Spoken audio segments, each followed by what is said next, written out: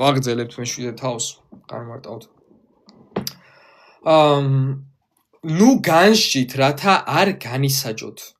ვინაიდან როგორი განსჯითაც განსჯით, იმნაირითვე განისჯებით და რომელი საწაულითაც მიუწყავთ, იმითვე მოგეწყვით თქვენ. მეგობრებო, ეს არ არის მხოლოდ სხვა ადამიანთან მიმართებაში, ეს მუხლი დიდ განმარტებას ითხოვს. სერიოზულად, მე ვეცდები მოკლედ განმარტო. მეგობრებო, ნუ განსჯით, რათა არ განისაჯოთ. პირველი მუხლი, რას ნიშნავს ეს? ჩვენ ადამიანებს, როდესაც გააზრებული გვაქვს, რომ აი ცოდვილები ვართ რა, არავიზე უკეთესები არ ვართ და ქრისტემ ჩვენი ცოდვები საკუთარ თავზე იტვირთა. მეორე ადამიანს რომ ვნახავთ ცოდვაში მყოფს, რა არის ჩვენი ასე ვთქვათ დამოკიდებულება მაგ ადამიანის მიმართ, ხო? რა არის? როგორი დამოკიდებულება გვექნება? აი იცი სიმართლე, ხო? რომ ანუ ეს გააზრებული გაქვს ინტელექტუალურ დონეზე, რომ ნამდვილად, ანუ რა უნდა მოყვეს ლოგიკურად, მინდა რომ მარტივად ვიმიშელო ყოფითი გაგებით. იცი რომ ცოდვილი ხარ, ხო? ხო, იცი რომ ცოდვილი ხარ.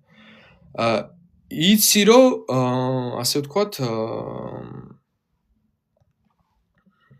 არავიზე უკეთესი არ ხარ. იცი რომ ქრისტემ შენი ცოდვები იტვირთს საკუთარ თავზე, ყველაფერი გაბატია უფალმა. ცოდვაში მყოფ, აი გაჭირვებაში ცოდვაში მყოფ ადამიანს რო ნახავ, ხო, უძულს. რა არის შენი ასე ვთქვათ დამოკიდებულება მაგ ადამიანის მიმართ? შენი დამოკიდებულება არის რომ უფალმა შენ ყველაფერი გაბატე, გინდა რომ რა თქმა უნდა მან ისიც ჭეშმარიტებას ეზიაროს. იცი რომ მისთვისაც მოყდა უფალი, როგორც შენთვის, იმიტომ რომ არაფრით მასზე უკეთესი არ ხარ და როგორც შენთვის გაწერა თავი, მისთვისაც გაწერა უფალმა და გინდა რომ ეს ადამიანი ჭეშმარიტებას ეზიაროს, ხო? გინდა რომ მას სახარება აუწყო, რომ უფალმა ცოდვები მიუტევა და შეუძლია მას კონდეს სიმშვიდე უფალში ჭეშმარიტი გადარჩენა, ხო? გინდა რომ ეს ამოვე, ეს არის ბუნებრივად. მეგობრებო, თუ ჩვენი დამოკიდებულება ამ ადამიანის მიმართ არის ესეთი, რომ ოხ, ეს როგორი საშინელია, როგორი ცუდია, ფუ რანაირი ადამიანია, ეს რას ნიშნავს? აი ჩვენ როცა ეს როგორი საშინელია, ხო ეს დაღუპულია, ამას ვერაფერი ვერ გადაარჩენს, ეს რას ნიშნავს? ეს ნიშნავს, რომ ჩვენ იესოს არ ვიცნობთ. ეს ნიშნავს, რომ ჩვენ გააზრებული არ გვაქვს, რომ ცოდვილები ვართ. ეს ნიშნავს, რომ ჩვენ გააზრებული არ გვაქვს, რომ არავიზე უკეთესები არ ვართ. ეს ნიშნავს, რომ ჩვენ გააზრებული არ გვაქვს, რომ ჩვენ გადამჭანელი გვჭირდება. ისევ გონია, ისევ ღმერთს და მამონას ერთდროულად ვემსახურებთ, ისევ გონია, რომ ღმერთი გადარჩენა ღმერთით არის და თან ჩემი დამსახურებითაც, ანუ თან გონია, რომ მე პირადად დავიმსახურე. მაგიტო არის, რომ სხვა ადამიანს ზემოდან უყურებ, ხო, მაგ შემთხვევაში. ეს იყო ფარისევლების ისა რა ქვია, ბოდიში აქეთ გადავდება 2 წამი. ეს იყო ფარისევლების სული, რომელი სულითაც ეს ფარისევლები აღზრულები იყვნენ. მაგიტო იყო რომ ხო, რომ სიმონი რო პატიჟებს სიმონმა რო დაპატიჟა, ასე ვთქვათ, სახლში იესო და იესომ შეიწყალა მეძავი ქალი, სიმონი ამ მეძავ ხალზე, სიმონი ამ დროს ფიქრობს იესოზე, რომ იესო საერთოდ წინასწარმეტყველი რო იყოსო, ამ ხალს შეხების უფლებასაც კი არ მისცემდა, იმიტომ რომ ეცოდინებოდა როგორი ცოდვილი ქალი ეხებაო. ეს არის მისი პირველი რეაქცია. რატო არის მისი პირველი რეაქცია? პირველი რეაქცია სიმონისა აი ეს იმიტომ კი არა რომ ცუდი ადამიანია სიმონი. აი ესო დაპატიჟა სახლში, ანუ იმიტომ კი არა რომ აგრესიულად არის განწყობილი. არა, მიზეზი აქვს მაგას. ეს მიზეზი არის სულიერი და გეტყვი რა არის მიზეზი. მიზეზი არის რომ სიმონი ფიქრობს რომ ღმერთთან მიმართებაში გადარჩება და მართალია თავისი დამსახურებიდან გამომდინარე, ამიტომ როდესაც ხედავს ადამიანს რომელიც უძულურებაშია და ცოდვაშია, წიხს ჩააჭერს, იმიტომ რომ თვითონ თავისი დაიმსახურა სასიქადულო ღმერთის წინაშე, ესე ფიქრობს. ხო, ის მეძავია, თვითონ კაი ტიპია და ეს ანუ სხვაზე უკეთესი თავი. იმიტომ გონია სიმონს, რომ სიმონს არ აქვს გააზრებული ჭეშმარიტი ქრისტეს მიერი გამოხსნის პრინციპი, რაც არის რომ ჩვენ მხოლოდ ქრისტეთი ვართ გადარჩენილები, მხოლოდ მადლით, მხოლოდ რწმენის მეშვეობით და არა ჩვენი დამსახურებით და საქმეთაგან, ხო? ასე რომ ამ ჭეშმარიტი გამოხსნის გააზრება, არ გააზრება და ქრისტეს არ ცნობა არის მიზეზი, რატომაც სიმონი წიხს ჩააჭერს იმ მეძავ ხალს და ამას აკეთებდნენ მუდმივად ფარისევლები. იესოს რო აკრიტიკებენ, რომ ცოდვილებთან ერთად რატო ჭამო, ხო? ან ეს რა ქვია, რატო შეიწყალე ეს რა, ვის აქვს ცოდვების მიტევების უფლება? ის აღაშფოთებდათ ამ ადამიანებს უსტად, რომ ვიღაცას ცოდვები მიეტევა და ვიღაც გადარჩა. რატომ? იმიტომ რომ თვლიდნენ, რომ მათზე კაი ტიპები იყვნენ, მათზე მეტად იმსახურებდნენ ყველაფერს, თვითონ თავისი დამსახურებით ხვდებოდნენ ღმერთთან, ამ ფარისევლებზე მოხსოვნა, ამას თვლიდნენ ფარისევლები, ამიტომ იყო რომ სხვა ადამიანებს ასე უსიყვარულოდ და გულგრილად ექცეოდნენ. იმიტომ რომ თვლიდნენ რომ მათი გადარჩენა გამომდინარეობდა მათივე პირადი დამსახურებიდან. ეს არის მეგობრებო რეალური მიზეზი. გავიგეთ ხო? ასე რომ იქედან გამომდინარე რომ თავის საქმეებს აღმერთებდნენ, მაგიტო იყო ეგ რომ სხვა ადამიანებს წილს ჩააჭერდნენ, ხო? და ეს როგორ შეიწყალა, ის როგორ იმას შეხების უფლება როგორ მისცა, იმასთან ერთად როგორ ჭამს იესო, იმიტომ რომ თვითონ კაი ტიპები იყვნენ ეგრე თვლიდნენ, თვითონ იმსახურებდნენ გადარჩენას. ეს არის საშინელი სიცრუე, ილუზია, რომლისგანაც ადამიანი, რომლისგან გამოსვლაზეც უარს ამბობს სამწუხაროდ. ვინაიდან გრძელდება ახლა, ვინაიდან როგორც განშით, როგორი განშითაც განშით, იმნაირითვე განიჭდებითა, რომელიც საწყაულითაც მიუწყოთ, იმ თავითვე მოგეწყვით თქვენ. ძალიან საინტერესოა. მეგობრებო, ნახეთ. აი სიმონი რო განშის, ეხა პირობითად სიმონი გაგვახსენდა. იმ ქალს, მეძავ ქალს, ეგრე რო სიმონი განისაჯოს, სიმონს რა მოუვა? სიმონი დაიწვება ჯოჯოხეთში, ხო? ხო, დაიწვებაში ხვდებით რა გაგებითაც ვამბობ, არა პირდაპირ მნიშვნელობით, რა თქმა უნდა, მეტაფორულად. დაიწვება, რატო დაიწვება? იმიტომ რომ ეგრე როგორც იმ ქალს უდგება სიმონი, ეგრე რომ მიუდგეს მას ღმერთი, ანუ როგორც ეგ იცნობს ღმერთი სიმონი, ხო? სიმონი განადგურებულია, დაღუპულია, იმიტომ რომ ყველა ცოდვილია. სიმონი მასზე უკეთესი რეალურად არ არის და როგორც იმ ქალს განსჯის სიმონი და იმ ქალს ეგრე იმიტომ განსჯის, რომ იესოსი არ სწამს და ქრისტეს მიერი გამოხსნის არ წამს, არამედ პირადი დამსახურებით ღმერთთან გამართლების სწამს. პირადი დამსახურებით, თავისი საქმეების და თავისი დამსახურების რადგან წამს, ანუ თავის თავს აღმერთებს რეალურად. აქედან გამომდინარეობს ის, რომ ამნაირითვე მოგეწყვებათ, რადგან ეგრე უდგები სხვას, ანუ ეგრე უდგები, რომ საქმით ვიღაცაზე უკეთესი ხარ, ამო საქმეებით შეგაფასებ და ნახავ, რომ იმსახურებ ჯოჯოხეთს. ანუ ჯოჯოხეთში მოხდება ადამიანი, რომელიც თვლის, რომ საქმით არის გადარჩენილი. ამიტომ როგორც საქმეებით თუ განსჯი ვიღაცას, შენ საქმეებით განიშები, ხო? განსჯაში აქ იგულისხმება, ანუ პრინციპი გადარჩენის, ხო, რომ ამბობს, რომ იმას შეხების უფლებას არ მისცემდაო. აქ განსჯაში არ იგულისხმება ცუდის კარგისგან გარჩევა. ესეთ განსჯაზე ჩვენ მოწოდებულებიც ვართ უფალი პირდაპირ გვეუბნება სწორად განსაჯეთო. ანუ, ხო, ანუ პირდაპირ მოწოდებაა უფლისგან, ანუ ეს განსჯარი აქ იგულისხმება არამედ ეს კონკრეტულია, როდესაც ადამიანი თვლის, რომ აი ეს ცუდია, მე აღერ უკეთესი ვარ და მე აღერ საქმეებით დავიმსახურე, ხო? საქმეებიდან გამომდინარე ზუსტად მოხდება ეგ ადამიანი ჯოჯოხეთში, იმიტომ რომ ჭეშმარიტება ის არის, რომ არავის უკეთესი არ არის სიმონი იმ კონკრეტულ შემთხვევაში, არამედ ყველანი მოკლებულები ვართ ღვთის დიდებას, იმიტომ რომ ყველანი ცოდვილები ვართ, ყველა ვცოდავთ. და ასევე საკუთარ თავსაც ეგრე უდგები, უბრალოდ დაბრმავებული ხარ და ილუზიაში ამყოფებ შენ თავს, თითქოს კაი ტიპი ხარ და იმსახურებ და ამიტომ ეს რა თქმა უნდა საკუთარ თავსა მიმართებაში არის. ვაღზელეთ მესამე მუხლით. ან რატომ ხედავ ბეწვს შენი ძმის თვალში, ხოლო შენსაში დირესაც ვერ აგრძნობ? ხო? რატო ხედავ? ძალიან მარტივია ჩვენთვის სხვისი შეცდომის დანახვა და ჩვენ ამ ხელა წოდვები და ამ ხელა პრობლემები გვაქვს და არა, ამის დანახვა არ გინდა. რა არის ამის გამოწვევის მიზეზი? თავი რო კაი ტიპები გგონია და რო გგონია ჩვენ რო ჩვენი დამსახურებით გადავშებით, ამიტომ არის სხვაში რო ბეწვს ხედავ და ჩვენსაში დირეს ვერ გრძნობთ. ეს არის მიზეზი. ჩვენ რო კაი ტიპები გგონია ჩვენი თავი, აი ჩვენი საქმე და ჩვენი დამსახურება, ჩვენ და არსად ღმერთი რო არ არის და ჩვენ რო არის მარტო. ჩვენ არის 6 ხო? ადამი შეიქმნა მე 6 დღეს. ჩვენ არის. ჩვენ რო კაი ტიპები, ამიტოა რომ სხვის ტოლში. ბეწვს ხედავს ჩვენსაც და ჩვენ შეცდომის დანახვა არ გვინდა. რატო არ გვინდა? იესოს არ ვიცნობთ, იმიტომ რომ უნდა ვიცნობდეთ უფალს და გავიგებთ რამდენი შეცდომა და რამდენი გვაპატია და როგორ უყვავართ, ხო? როგორ არის მადლი გამრავლებული ჩვენს მიმართ. ამისთვის უფალს უნდა იცნობდე. ან და როგორ ეუბნები?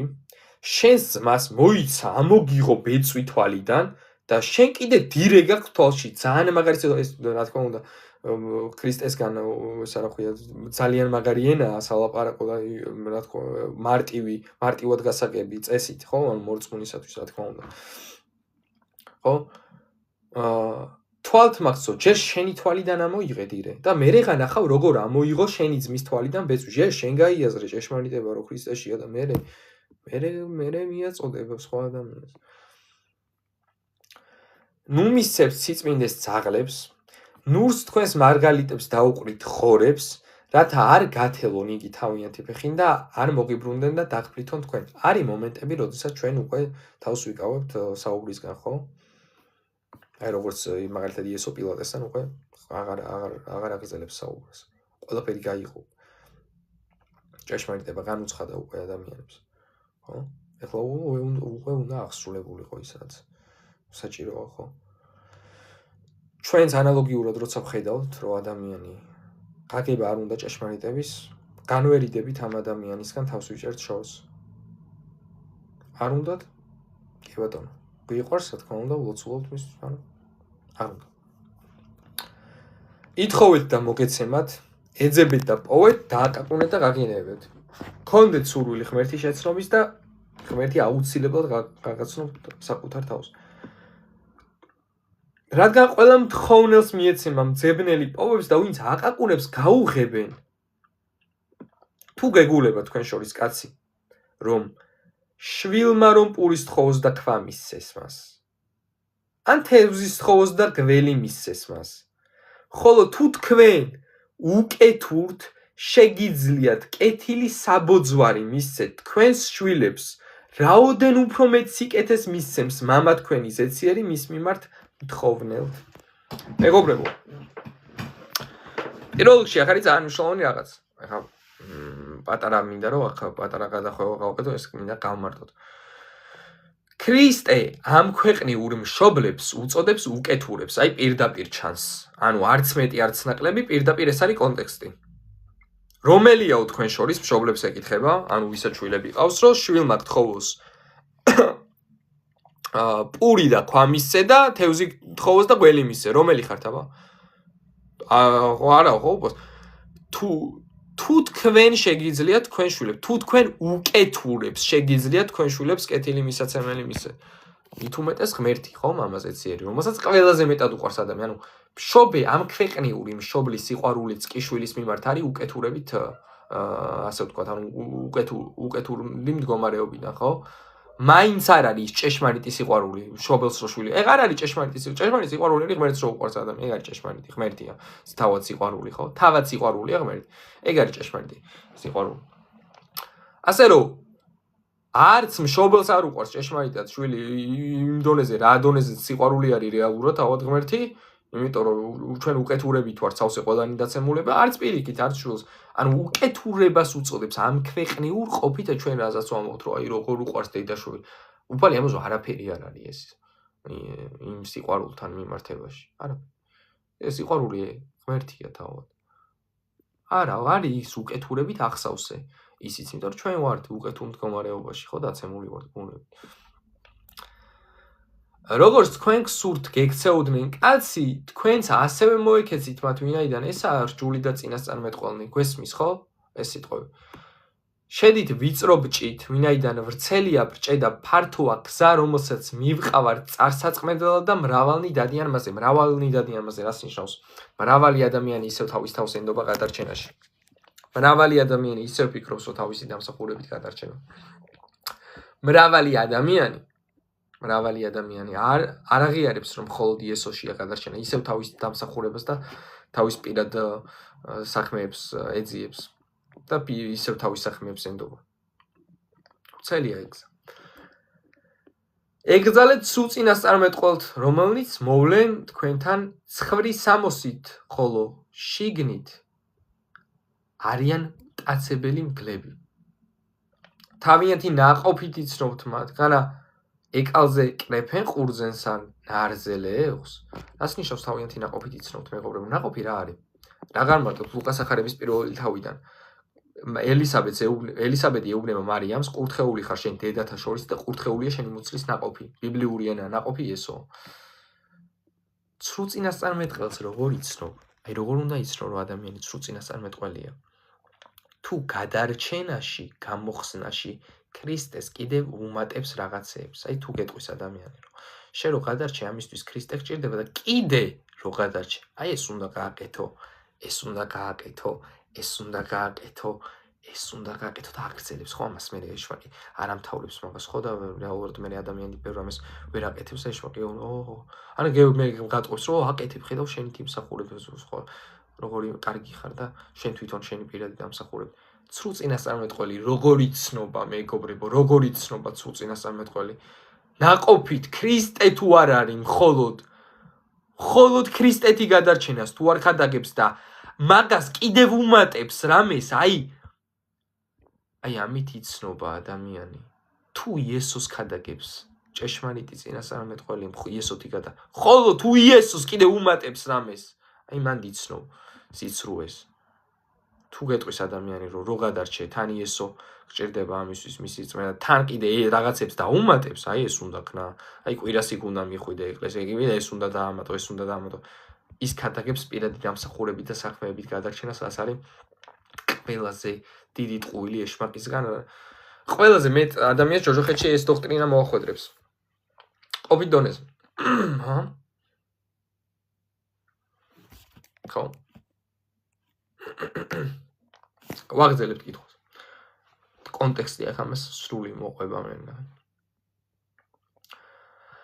ასევე ყველა ვარგის ხეს ვარგისი ნაყოფი გამოაქვს და ყველა უვარგის ხეს უვარგისი ნაყოფი გამოაქვს. არ შეუძლია ვარგის ხეს უვარგისი ნაყოფის გამოღება და უვარგის ხეს ვარგისი ნაყოფის გამოღება. არა. ხო?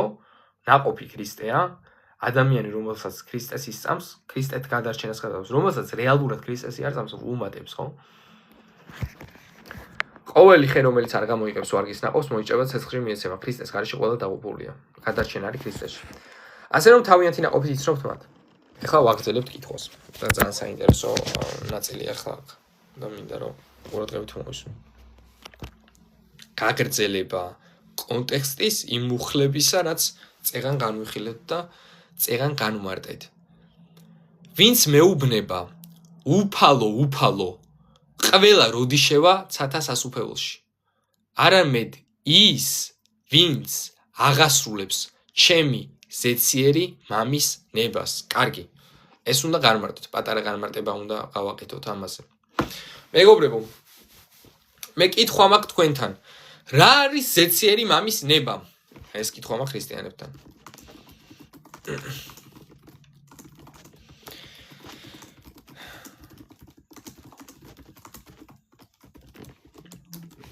მეგობრებო, რა არის ზეციერი მამის ნება?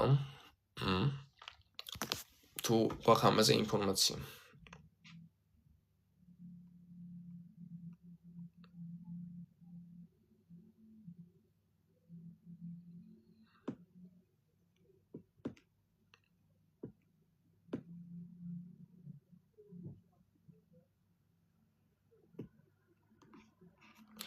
რა არის ზეციერი მამის ნება, მეგობრებო?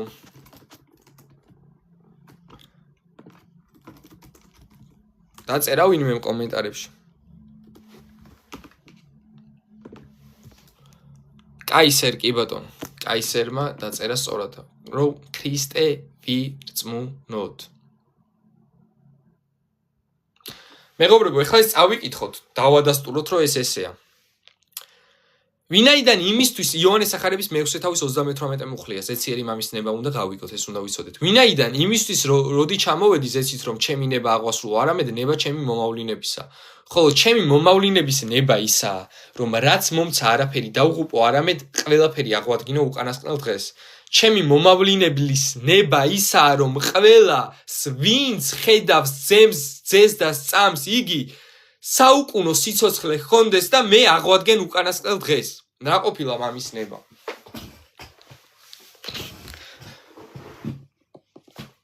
ამიტომ არის სასწაული ეს 4 სახარება. ამიტომ არის რომ 4-ვე უნდა წავიკითხოთ. 4-ვეს წაკითხვა მოგვიწევს ამიტომ ლაივში, რომ უნდა გავიგოთ. მათეს მეშვიდე თავიდან არ ჩანს მამის ნება რა არის, იონესგან ჩანს. რა ყოფილა ზეციერი მამის ნება? ჩემი მომავლინების ნება ისაა, რომ ყველას ვინც ხედავს ძეს და სწამს, იგი საუკუნო სიცოცხლე ჰქონდეს. და მე აღვადგენ მას უკანასკნელ დღეს, ეს არის ნება. კარგი. ვაგრძელებთ კითხვას. მრავალნი მეტყვიან იმ დღეს. უფალო. განა შენი სახელით არ წინასწარმეტყველებდით?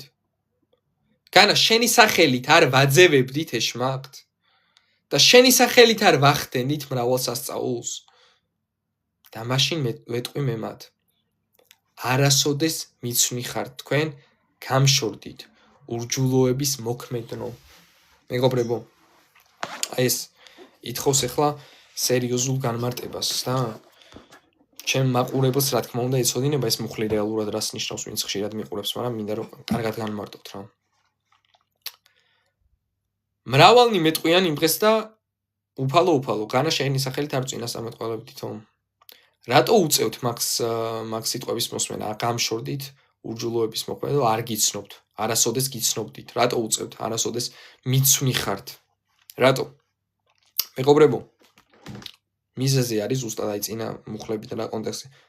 ადამიანები გადარჩენაში ენდობიან თავიანთ საქმეებს.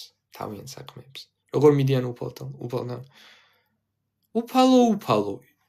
იციან რომ იესო ღმერთია, ინტელექტუალურად ეს ამაში არ არის საქმე. განა შენი სახელით არ წინასწარმეტყველებდით? განა შენი სახელით არ ვაძევებდით ეს და შენი სახელით არ ვახდენით მრავალ სასწაულს? საქმე. თავიანთი დამსახურება. მე. 6. მე. მეგობრებო, ძალიან მნიშვნელოვანია, რომ სამ ნაწილად არის დაყოფილი აქაც და სამჯერ არის 6 გამოყენებული გამოცხადების წიგნში აპოკალიფში. 3-6-იანი. ადამი შეიქმნა მე-6 დღეს. ძალიან მნიშვნელოვანია ახლა აქ ჩვენ ხვდებით რომ აი ბოლო ჟამის ადამიანებზე არის კონტექსტუალურად, მაგრამ მაგას რო თავი ეს არის ძალიან მნიშვნელოვანი. მეგობრებო, ნახეთ. ეს უნივერსალურია, რა თქმა უნდა. სამ ნაწილად არის. განა შენი სახელით არ წინასწარმეტყველებდით, განა შენი სახელით არ ვაძევებდით ეშმაკ და შენი სახელით არ ვახდენით მრავალ სასწაულს. მე სამჯერ, ხო? რას ნიშნავდა სამჯერ გამეორება? ესაა რომ წმინდა უფალო, რატო ხო? სამჯერ, ანუ აქ არის მხოლოდ მე, ჩემი დამსახურება. არსად შენ უფალო ღმერთი და გადარჩენა როგორ არის? გადარჩენა არის მხოლოდ ღმერთით და არა ჩემით. ეს არის 3-6-იანი. განა შენი სახელით არ წინასწარმეტყველებდით, განა შენი სახელით არ ვაძევებდით ეშმაკს, განა შენი სახელით არ ვახდენით. განა მე ამას არ შვებოდი უფალო, განა ეს არ გავაკეთე, განა იმ დღეს იმას არ დავეხო, განა იმ დღეს ეს არ ვქენ. ჩემ საქმეზე ვარ. ისევ ჩემით ვცდილობ გადარჩენას. შეუძლებელია ავტონომიური გადარჩენა უდრის ჯოჯოხიც. ეს უნდა გავიგოთ ყველამ. ყველამ უნდა გაიგოს ეს. საქმით ვერც ერთი ხორციელი ვერ გამართლდება ღვთის წინაშე. უნდა გაიგოს ეს, მხოლოდ ქრისტეთია გადარჩენა მისი რწმენით. მხოლოდ რწმენით.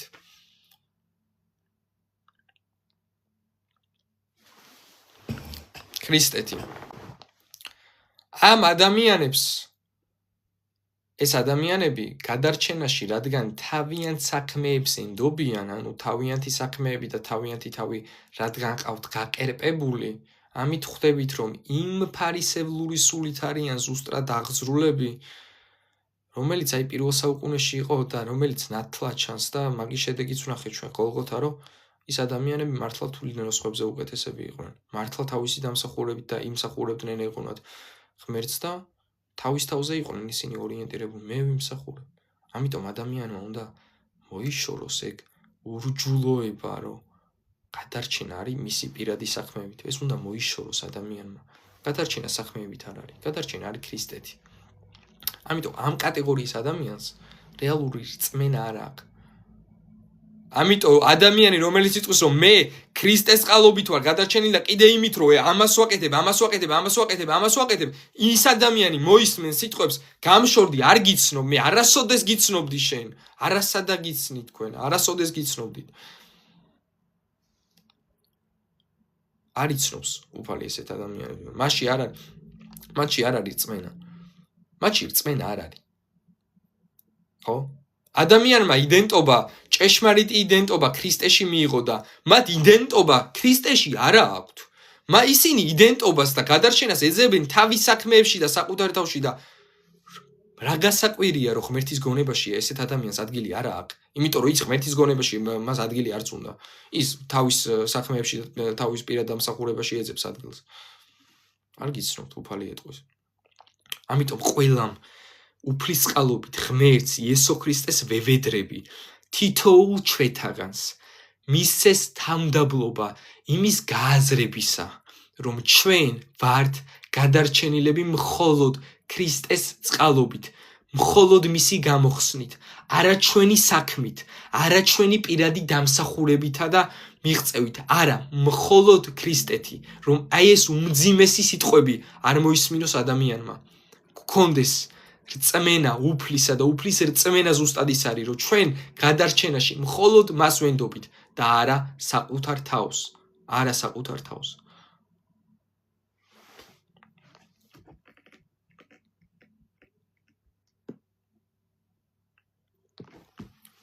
ვაგრძელებთ. ყველას, ვინც ისმენს ჩემს სიტყვებს და ასრულებს მათ, მე ვამსგავსებ გონიერ კაცს, რომელმაც კლდეზე დააშენა თავისი სახლი. მოვიდა წვიმა, მოვარდნენ მდინარენი, დახროლეს ქარებმა და ეკვეთნენ ამ სახლს, მაგრამ ვერ დასცეს, ვინაიდან კლდეზე იყო დაფუძნებული. მეგობრებო, ვინც ისმენს, რომ გადარჩენილია ქრისტეს წყალობით და არა პირადი დამსახურებით, რაც არ უნდა მძიმე განსაცდელში ჩავადეს. წოდვაში, ცდუნებაში, გარე შემოტევებში. ვერაფერი მას ვერ დასცემს, რატო? იმიტომ რომ ეშმაკი რო ეტყვის, რომ შენ ესე მოიქეცი და შენ მორწმუნე აღარ ხარ და შენ ღმერთი არ მიგებს. ამით ეშმაკი ვერაფერს ვერ დააკლებს, იმიტომ რომ მას პასუხი აქვს. მე ქრისტეთი ვარ გადარჩენილი, მე ქრისტესი ვარ, ქრისტემ ჩემი ცოდვები საკუთარ თავზე იტვირთა. ძალა აღარ აქვს უკვე მაგ ბოროტ აზრს, რომლითაც ეშმაკს უნდა რომ საწყვეტილებაში ჩაგდოს.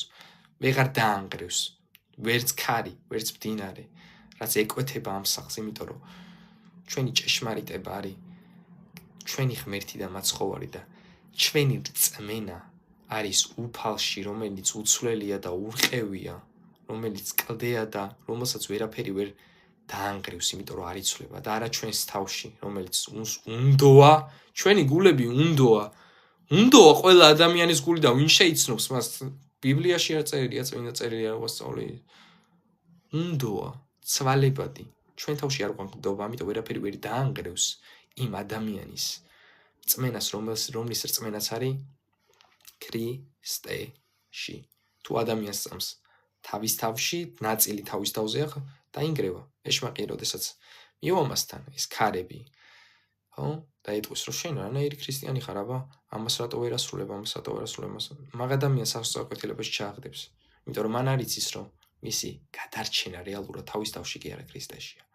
ან ეშმაკი მეორენაირად ჩააგდებს სხვაგან. ეტყვის, რომ აი ამას აკეთებ, ხედავ რა კაი ტიპი ხარ, აი შენით იმსახურებ და მოისმენს იმ სიტყვებს. არასოდეს გიცნობდით თქვენ, იმიტომ რომ ჩვენ გადარჩენას არ ვიმსახურებ, ჩვენი გადარჩენა არის დაუმსახურებელი, როგორც პავლე მოციქული ამბობს, ყველამ სცოდა და მოაკლდა ღვთის დიდებას, მაგრამ ყველანი უსასყიდლოდ მართლებიან ქრისტეს მიერი გამოსყიდვის წყალობით. ვაგრძელებთ კითხვას. და ყველას, ვინც ისმენს ჩემს სიტყვებს, მაგრამ არ ასრულებს მათ, მე ვამსგავსებ უგუნურ კაცს, რომელმაც ქვიშაზე ააშენა თავისი სახლი. მოვიდა წვიმა, მოვარდნენ მდინარეები, დახროლეს ქარებმა, ეკვეთნენ ამ სახლს და დასცეს და დიდი იყო დაცემა მისი. დაცემა განვიხილეთ ხო ერთ ფაშაჩვე. და როცა დაასულა იესომ სიტყვა,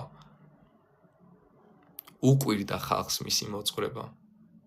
ვინაიდან ის ასწავლიდა მათ როგორც ძალმოსილი და არა როგორც მათი წიგნობარი.